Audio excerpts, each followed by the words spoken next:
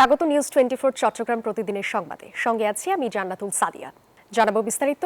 নানা আয়োজনের মধ্য দিয়ে চট্টগ্রামে বিভাগের বিভিন্ন জেলায় যুবদলের ৪৭তম প্রতিষ্ঠা বার্ষিকী উদযাপিত হয়েছে। প্রতিষ্ঠা বার্ষিকী উপলক্ষে বিকেলে চট্টগ্রাম শহরে একটি বর্ণাঢ্য শোভাযাত্রা বের করেন নেতাকর্মীরা। শোভাযাত্রাটি শহরের প্রধান প্রধান সড়ক প্রদক্ষিণ করে।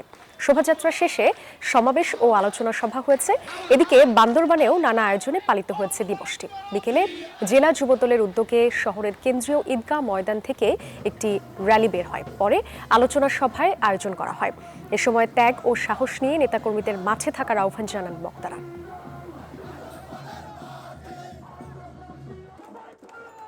নোয়াখালীর সোনাইমুড়ি উপজেলায় নাজিম নামের এক মাদ্রাসার ছাত্রকে গলা কেটে হত্যা করেছে তার আরেক সহপাঠী।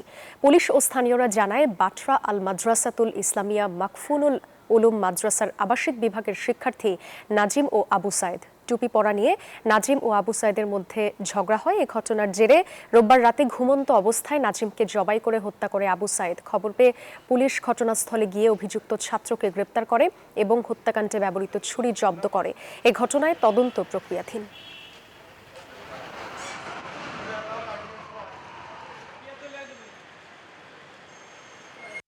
আমার ছেলের কাছেও নেয় না, আমার ছেলের কাছেও নেয় না, আমার ছেলের দেয় না, আর মাদ্রাসার কথা কই আনছে। Only one murderer one victim. একজন মার্ডার করেছে, একজনই মার্ডার করেছে, একজনকে মার্ডার করেছে। এবং আমরা এই হত্যাকাণ্ডের দেশের আইন অনুযায়ী সর্বোচ্চ শাস্তি চাই, বিচার চাই। পাহাড়ে শুধু অস্ত্র, মাদক ও গরু চোরাচালান নয়, সীমান্তে আরাকান আর্মির পেতে রাখা মাইন বিস্ফোরণে সর্বশান্ত এখন অনেক পরিবার। নাইক্ষ্যংছড়ির আসাদতলী ও এর আশপাশের এলাকার অন্তত ২০ জন হারিয়েছেন তাদের অঙ্গ প্রত্যঙ্গ। এর মধ্যে শিকার হয়েছেন বিজিবির এক সদস্য। লিটন বাবুর ক্যামেরায় নাইম আল জিকোর ধারাবাহিক প্রতিবেদনের আজ দেখুন তৃতীয় পর্ব। মিয়ানমার থেকে বাংলাদেশের বিভিন্ন রুট দিয়ে ঢুকছে মাদক, অস্ত্র, গরুসহ নানা ধরনের পণ্য। এসব রুটে অভিযান চালিয়ে আটক করা হচ্ছে এমন সব অবৈধ সরঞ্জাম। এ ধরনের চোরাচালান রোধে দায়িত্ব পালনের সময় বাংলাদেশ মিয়ানমার সীমান্তে মাইন বিস্ফোরণে পাহারান বিজিবির এক সদস্য। নাইক্ষ্যংছড়ির মুদি দোকানি আলী হোসেন। মিয়ানমার থেকে গরু চোরাচালানের কাজ করতেন তিনি, আর এতেই আয় ২০০০ টাকা। তবে শেষ রক্ষা হয়নি। আরাকান আর্মির বাংলাদেশ মিয়ানমার সীমান্তে ফেলে রাখা মাইন বিস্ফোরণে শরীর থেকে ছিন্ন ভিন্ন হয়ে যায় তার পা। মায়ানমার সাথে চোরা ব্যবসায়ী করে ওদের কথা শুনে ২০০০ টাকা বেতনের জন্য গরু টানতে গেছি। তখন একদম আমাদের সীমান্ত রোডের পার্শ্ববর্তী এলাকা আর কি, এখানে মাইন বাস্ট হয়েছে। মূলত আমি গেছিলাম গরু টানার জন্য। তখন এই মাইন বাস্ট হওয়ার পর তখন ফাউটা চলে গেছে। এখন ইব্রাহিম খলিলের গল্পটাও অনেকটা একই। এবার সময় যাইছি ওই খেটা তার বেড়ার বাইক তো মাইট নেই আসে মাইন ফট আমার পড়ে গেছে, পড়ে গিয়ে দিয়ে হয়ে গেছে, মহিষগুলো দিয়ে চলে গেছে। এমন ঘটনা আসাদতলী ও এর আশপাশের অন্তত ২০ জনের সাথে ঘটেছে বলে জানান স্থানীয়রা। চোরাকারবারি এখন বিশেষ করে গরুর সাথে যে ইয়াবা আসতেছে, এটা হইলে অতি ক্ষতিকর।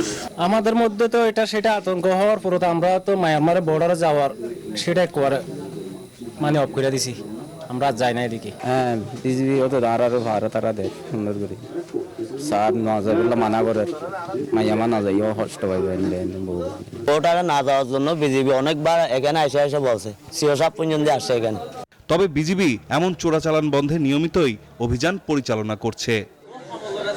মিয়ানমার সীমান্তের জারুলিয়া রুট দিয়ে গরু পাচারের সময় মাইন বিস্ফোরণে পা হারিয়েছেন আমার পেছনে থাকা এই ব্যক্তি আলী হোসেন। তার মতো এই আসাদতলী ও আশপাশের অন্তত ২০ জনের সাথে ঘটেছে এ ধরনের ঘটনা। এমন ঘটনায় ভীত হয়ে এই চোরাচালান থেকে যেমন পিছু উঠেছেন এসব এলাকার মানুষ, তেমনি সহযোগিতা চান আইন শৃঙ্খলা রক্ষাকারী বাহিনীর। নাইম আল চিকো, নিউজ 24, নাইক্ষ্যংছড়ি, বান্দরবান। রাঙামাটি কাপ্তাই হ্রদ ড্রেজিং এর বিষয়ে নীতি নির্ধারক পর্যায়ে কিছু পরিবর্তন করা হবে বলে মন্তব্য করেছেন মৎস্য ও প্রাণী সম্পদ উপদেষ্টা ফরিদা আক্তার। এ সময় তিনি দীর্ঘ বছর রাঙামাটি কাপ্তাই হ্রদ ড্রেজিং না হওয়ায় উদ্বেগও প্রকাশ করেন। সকাল 10টায় রাঙামাটি জেলা প্রশাসক কার্যালয়ের সম্মেলন কক্ষে আয়োজিত কাপ্তাই হ্রদের স্টেক হোল্ডারদের সাথে মত বিনিময় সভায় মৎস্য ও প্রাণী সম্পদ উপদেষ্টা ফরিদা আক্তার এসব কথা বলেন।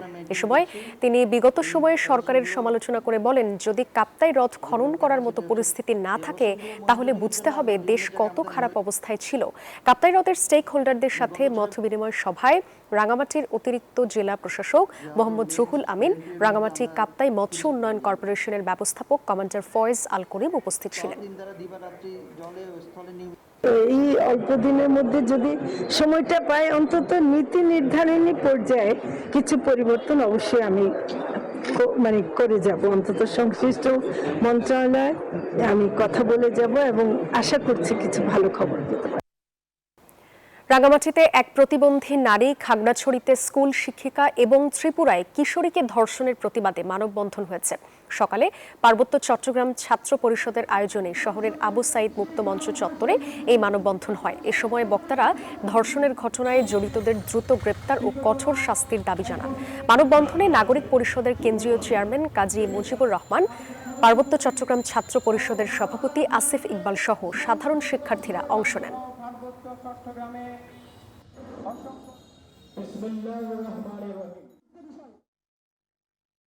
বিশ্ব স্ট্রোক দিবস উপলক্ষে চট্টগ্রাম মেডিকেল কলেজ হাসপাতালের নিউরো সার্জারি বিভাগ আয়োজন করেছে দিনব্যাপী নানা কর্মসূচি। সকালে সাইকেল র্যালির মধ্য দিয়ে দিনব্যাপী এই উদযাপনের উদ্বোধন করেন চট্টগ্রাম সিটি কর্পোরেশনের মেয়র ডাক্তার শাহাদাত হোসেন। অনুষ্ঠানে সভাপতিত্ব করেন নিউরো সার্জারি বিভাগের প্রধান সহযোগী অধ্যাপক ডাক্তার মোহাম্মদ সাইফুল আলম এবং সঞ্চালনা করেন সহকারী অধ্যাপক ও উদযাপন কমিটির আহ্বায়ক ডাক্তার মোহাম্মদ ইসমাইল হোসেন।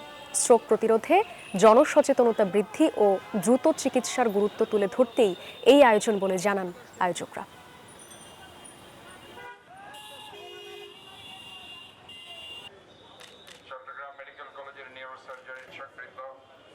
আসন্ন জাতীয় সংসদ নির্বাচনকে সামনে রেখে ভোট কেন্দ্রের চূড়ান্ত তালিকা প্রকাশ করেছে নির্বাচন কমিশন। আগামী নির্বাচনে মোট ভোট কেন্দ্র ৪২,৭৬১টি। সোমবার দুপুরে রাজধানীর আগারগাঁওয়ে নির্বাচন কমিশনের কার্যালয়ে ব্রিফিংয়ে এ তথ্য জানান সিনিয়র সচিব আক্তার আহমেদ। তিনি জানান, নির্বাচনে মোট ভোট কক্ষ ২,৪৪,৬৪৯টি। এছাড়া নতুন রাজনৈতিক দল ও দেশীয় পর্যবেক্ষক সংস্থার নিবন্ধন চলতি সপ্তাহেই হবে। গণভোটের ব্যাপারে নির্বাচন কমিশনে এখনও কোনো তথ্য আসেনি। বিধিমালায় শাপলা প্রতীক না থাকায় এনসিপিকে শাপলা দেওয়ার সুযোগ নেই বলেও জানান তিনি। নির্বাচন কমিশন স্ববিবেচনায় অন্য প্রতীক দিয়ে গণবিজ্ঞপ্তি জারি করবে। রাজনৈতিক দলগুলোকে প্রাথমিকভাবে চিহ্নিত করে মনে করি যে এরা নিবন্ধন পাওয়ার যোগ্য, তাদের বিজ্ঞপ্তি দিতে হবে। সেই বিজ্ঞপ্তির সময় তাদেরকে প্রতীক চিহ্নিত করেই বিজ্ঞপ্তি দেওয়া হবে। এই ব্যাপারে নির্বাচন কমিশনের অবস্থান যা বলা হয়েছে, এখান থেকে এখনো পর্যন্ত আমার কাছে বিকল্প কোনো প্রস্তাব দেওয়ার বা কথা বলার কোনো তথ্য আমার কাছে নেই। কাজে নির্বাচন কমিশন যেটা বলেছে যে তারা স্ববিবেচনায় নিজের একটা প্রতীক বরাদ্দ করে দেবে, সেটাই হচ্ছে এখনকার পর্যন্ত অবস্থান। বিএনপির তথ্য ও গবেষণা বিষয়ক সহ সম্পাদক কাদের গনি চৌধুরী বলেছেন, ধানের শীষ উন্নয়নের প্রতীক। দেশের স্বাধীনতা, সার্বভৌমত্ব রক্ষা ও গণতন্ত্র সুসংহত করতে ধানের শীষের প্রার্থীকে বিজয়ী করার আহ্বান জানান তিনি। সোমবার দুপুরে চট্টগ্রামের ফটিকছড়ির হেয়াকো বাজারে বিএনপির ভারপ্রাপ্ত চেয়ারম্যান তারেক রহমান উপস্থাপিত রাষ্ট্র কাঠামো মেরামতের ৩১ দফার লিফলেট বিতরণ শেষে এক সমাবেশে তিনি এসব বলেন। আরও বলেন, স্বাধীনতার পর থেকে বারবার গণতন্ত্র সংকটে পড়েছে। স্বৈরশাসন, ফ্যাসিবাদী শাসন, দুর্নীতি, ক্ষমতার অপব্যবহার এবং রাজনৈতিক প্রতিহিংসার কারণে জনগণের প্রত্যাশা ব্যাহত হয়েছে। সেই সাথে যারা দেশের স্বাধীনতা চাননি তাদের হাতে দেশ নিরাপদ নয় বলেও মন্তব্য করেন কাদের গনি চৌধুরী। সমাবেশে বিএনপি নেতা সারওয়ার হোসেন, ওসমান তাহের সম্রাট সহ অনেকেই উপস্থিত ছিলেন।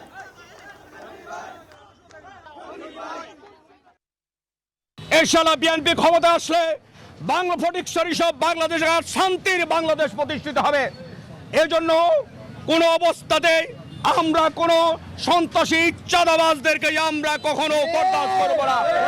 তারেক রহমানের নির্দেশ, বিএনপিতে কোনো চাঁদাবাজ সন্ত্রাসীর জায়গা হবে না, কোনো মাস্তান গুন্ডার জায়গা হবে না। বিএনপি হবে সাধারণ জনগণের দল, ভদ্র মার্জিত মানুষের দল।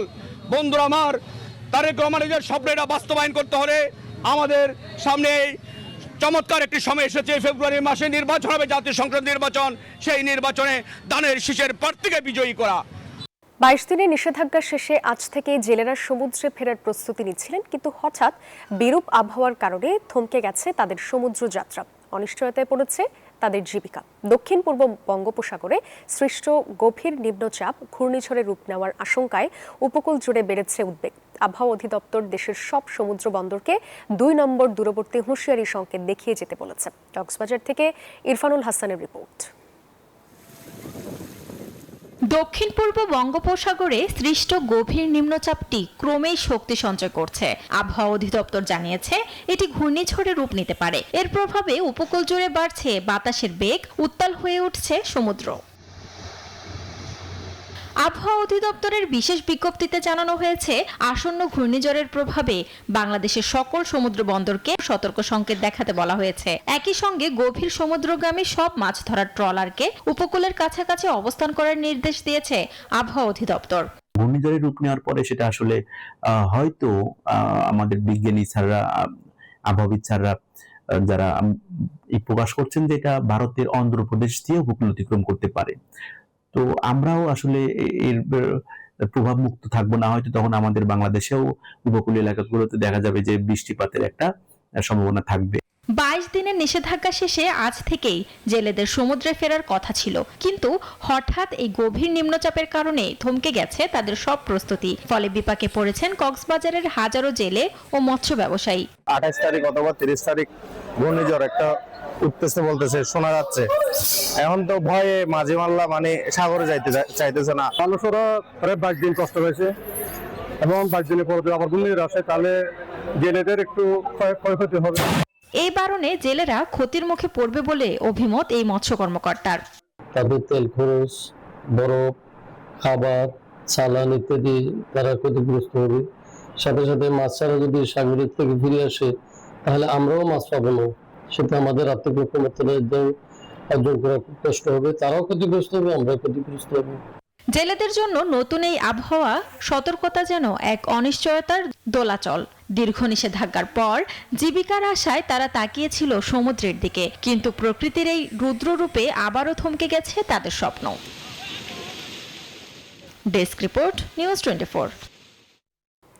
দক্ষিণ পূর্ব বঙ্গোপসাগরে সৃষ্ট গভীর নিম্নচাপ ঘূর্ণিঝড়ের রূপ নেওয়ার আশঙ্কায় উপকূল জুড়ে বেড়েছে উদ্বেগ। বাতাসের গতি বাড়ছে, উত্তাল হচ্ছে সমুদ্র। এ নিয়ে আরও খবর জানাতে কক্সবাজার থেকে যুক্ত হচ্ছেন সহকর্মী ইরফানুল হাসান। ইরফান, ধেয়ে আসছে ঘূর্ণিঝড় মন্থা। কক্সবাজারের পরিস্থিতি কেমন দেখছেন? মন্থার কেমন প্রভাব লক্ষ্য করছেন, জানাবেন।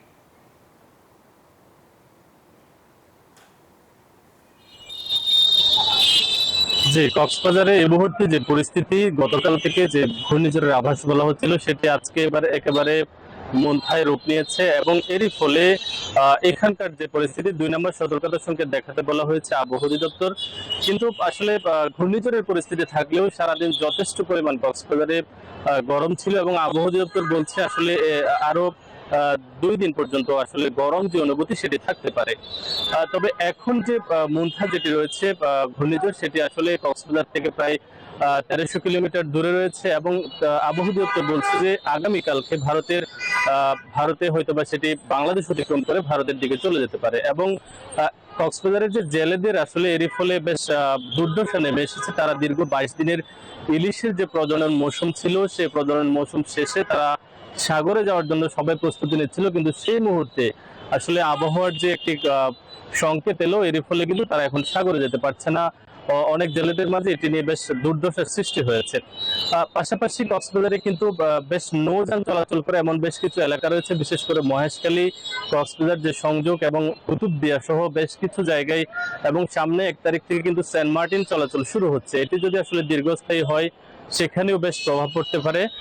সেখানে আসলে যে অবস্থা এখন হয়েছে। আসলে সেন্ট মার্টিন যদি শুরু হয় সেখানে আসলে একটা যে সতর্কতা সংকেতের এর ফলে কিন্তু সেখানকার চলাচলে বেশ প্রভাব ফেলতে পারে। এবং আমরা যে বিষয়টা আসলে আবহাওয়া দপ্তর থেকে জানতে পেরেছি যে সামনে যেহেতু শীতের মৌসুম আসছে, সেই শীতের মৌসুমকে কেন্দ্র করে কিন্তু ঘূর্ণিঝড়ের যে প্রভাব সেটি প্রায় সময় আসলে ঘটতে পারে এবং এরই ফলে কিন্তু কক্সবাজারের যে সমস্ত এলাকাগুলোতে নৌযান দিয়ে চলাচল করছে তাদেরকে সতর্ক অবস্থানে থাকার জন্য বলা হয়েছে। তো এই ছিল কক্সবাজারের আবহাওয়া পরিস্থিতির সবশেষ খবরাখবর। ইরফান, ধন্যবাদ আপনাকে।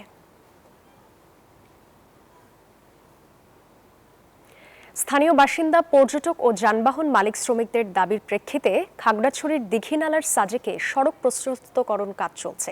এতে খুশি তারা। এদিকে নির্ধারিত 180 দিনের মধ্যে কাজ সম্পন্ন করতে ঠিকাদারকে নির্দেশ দিয়েছে সড়ক ও জনপথ বিভাগ। মোহাম্মদ জহুরুল আলমের পাঠানো তথ্য ও চিত্রে ডেস্ক রিপোর্ট।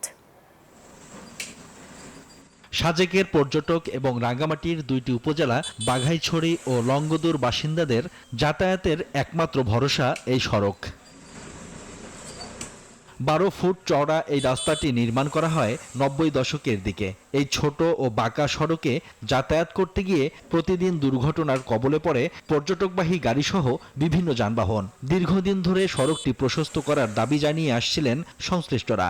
তাদের দাবির প্রেক্ষিতে অবশেষে 34 কোটি 62 লাখ টাকা ব্যয়ে শুরু হয় সড়ক প্রশস্তকরণের কাজ। ইতিমধ্যেই আমাদের ওই 7 কিলোমিটার পর্যন্ত এক পাশের রাস্তার কাজ প্রায় শেষ পর্যায়ে এবং 180 দিনের ভিতরে আমাদের কাজ সম্পূর্ণ সমাপ্ত করতে পারবো ইনশাআল্লাহ। নির্ধারিত সময়ের মধ্যে কাজ শেষ করতে ঠিকাদারি প্রতিষ্ঠানকে নির্দেশ দিয়েছে সড়ক ও জনপথ বিভাগ। কাজটা আমরা শুরু করেছি। এটার আপনার ওই ঠিকাদারের কোটেড প্রাইস হলো প্রায় 34 কোটি 62 লাখ টাকা। এটা ফেব্রুয়ারি পর্যন্ত ঠিকাদারকে আমরা সময় বেঁধে দিয়েছি। যে গতিতে কাজ আগাচ্ছে আশা করি যে এটা নির্দিষ্ট সময় কাজ শেষ হবে, যদি দৈরাত্ম না ঘটে। খাগড়াছড়ি সদরের খাগড়াপুর থেকে দীঘিনালা বাস টার্মিনাল পর্যন্ত 18 কিলোমিটার পর্যন্ত সড়কটি চওড়া হবে 18 ফুট। সড়কটি প্রশস্ত হলে দুর্ঘটনা কমার পাশাপাশি বাড়বে পর্যটক সংখ্যাও। Desk report, news 24। Chattogram city কর্পোরেশনের মেয়র ডাক্তার শাহাদাত হোসেন বলেছেন, নিরাপদ সড়ক গড়ে তুলতে হলে প্রত্যেকেরই নিজের অবস্থান থেকে দায়িত্বশীল হতে হবে। সড়ক দুর্ঘটনা রোধে সচেতনতার কোনো বিকল্প নেই। দুপুরে নগরীর থিয়েটার ইনস্টিটিউট মিলনায়তনে জাতীয় নিরাপদ সড়ক দিবস উপলক্ষে নিরাপদ সড়ক চাই চট্টগ্রাম মহানগর কমিটির উদ্যোগে আয়োজিত শিক্ষার্থী সমাবেশে প্রধান অতিথির বক্তব্যে তিনি এসব কথা বলেন। মেয়র বলেন, সড়ক দুর্ঘটনা কমাতে ট্রাফিক আইন মেনে চলার অভ্যাস গড়ে তুলতে হবে। মানসম্মত হেলমেট ব্যবহার, গাড়ি চালকদের নির্ধারিত গতিসীমা অনুসরণ এবং গাড়ি চালানোর সময় মোবাইল ফোন ব্যবহার থেকে বিরত থাকা অত্যন্ত গুরুত্বপূর্ণ। এসব নিয়ম কঠোরভাবে মানলে দুর্ঘটনা কমবে, সড়ক হবে নিরাপদ।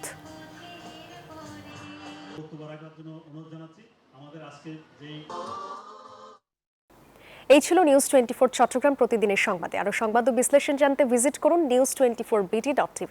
এতক্ষণ সাথে থাকার জন্য ধন্যবাদ সবাইকে।